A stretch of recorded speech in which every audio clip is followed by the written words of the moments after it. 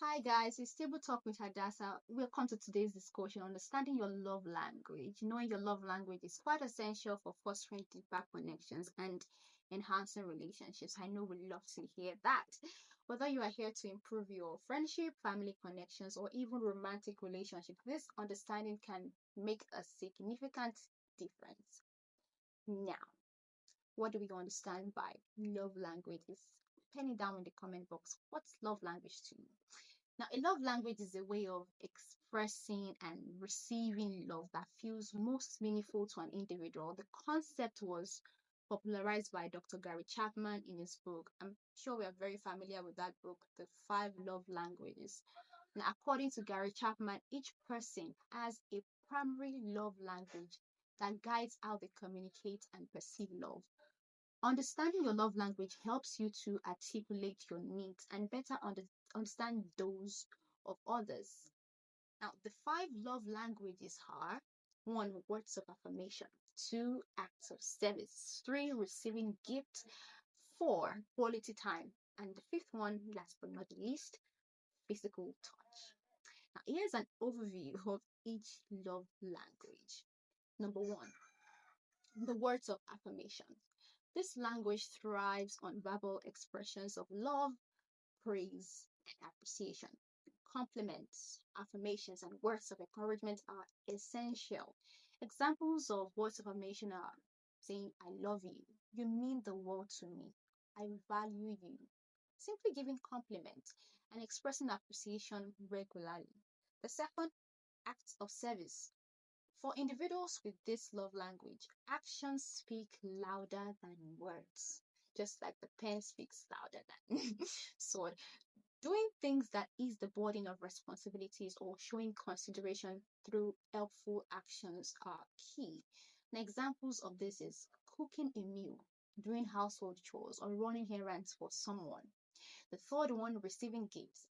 This language values the thoughtfulness behind giving and receiving gifts. It's not about the monetary value, but the effort and intention behind the gift. Examples are giving a meaningful gift on special occasions or a simple token of appreciation. It could even be chocolates or a cup of parfait, anything. The fourth one, quality time. The language focuses on giving undivided attention and spending meaningful time together. It's about shared experiences and quality interactions. Examples of this is engaging in activities together, having deep conversations, or spending time without distractions. Now, the fifth one, physical touch. For some, physical touch is the most important way to feel loved. This includes everything from hugs to holding hands and cuddling, offering a comforting touch. Now, how do we identify these love languages? Number one, reflect on what makes you feel loved. Think about times when you felt particularly loved or appreciated. What was done for you? Was it a compliment, a gift, a shared moment, or an act of service? Was it holding hands even? Two, consider your reactions to others. How do you express love to others? Do you often give compliments, perform acts of service, give gifts, spend quality time, or show physical affection? Three, you could take the love languages quiz. Dr. Chapman's website and various other resources and offer quizzes to help identify your primary and secondary love languages because you could have more than one. Four, observe patterns in your relationships. Pay attention to recurring things in your relationships. Do you often feel odd when somebody does not acknowledge your efforts, or do you feel most connected when you receive a heartfelt compliment? Now, how do we apply these love languages? For words of affirmation, practice giving sincere compliments and verbal encouragement. Be specific and genuine in your praise. Identify small tasks or responsibilities that you can undo for the person you care about. That's for acts of service. Look for opportunities to offer help and support.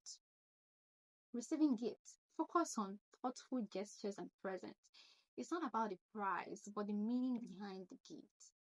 Consider keeping a mental list of things that might be appreciated. For quality time, schedule regular distraction free time with loved ones. Engage in activities that you both enjoy, and ensure your time together is meaningful. And the last one, physical touch. Be mindful of appropriate physical expressions of affections. Ensure that you are respectful of boundaries while expressing warmth and closeness. And we just is the juiciest part, communicating love languages in relationships. It's interesting to note that, well, in most cases, love languages can be seen as manifestations or responses from darker moments in our childhood, instances where we had a need that wasn't met. And since we could not yet understand, we process those moments according to how we view the world then. For example, if you felt isolated, abandoned as a child, your love language may likely be physical touch.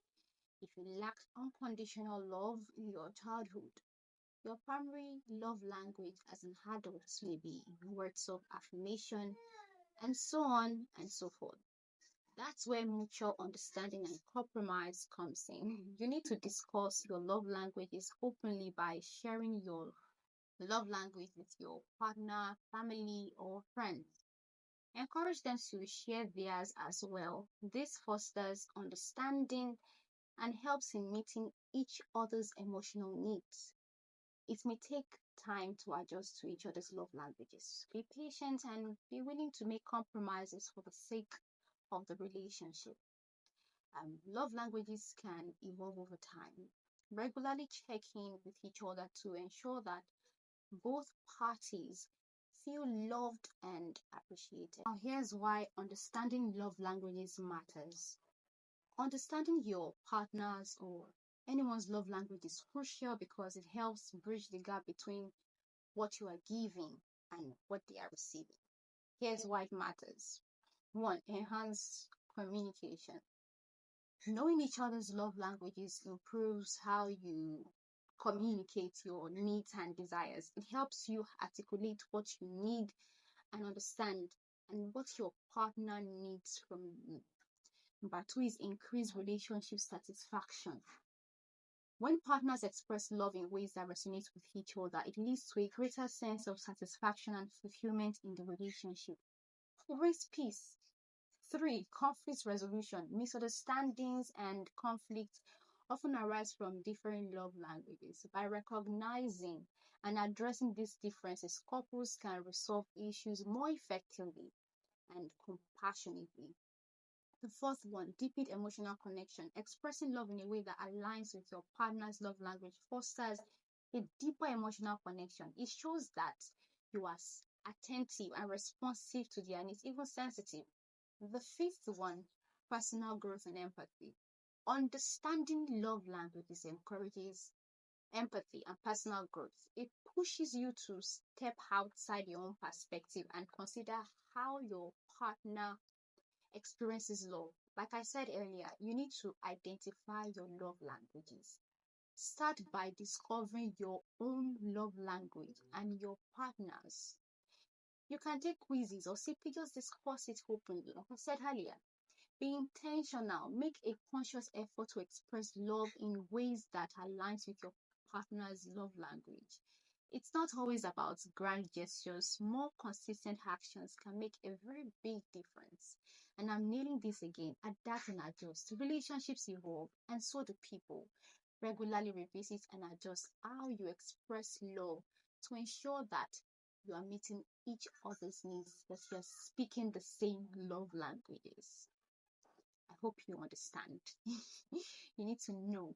You need to really know that you're speaking the same language, the same love language. In conclusion, understanding and applying love languages can significantly enhance your relationships by promoting deeper connections and mutual understanding. By recognizing and addressing each other's love languages, you are investing in the health and happiness of your relationships. Remember, it's an ongoing process of learning and adapting. Thank you for joining this discussion on love languages. May this insight guide you towards more fulfilling and harmonious relationships. Catch you on the next table talk. I am Hadassah. Thanks for watching.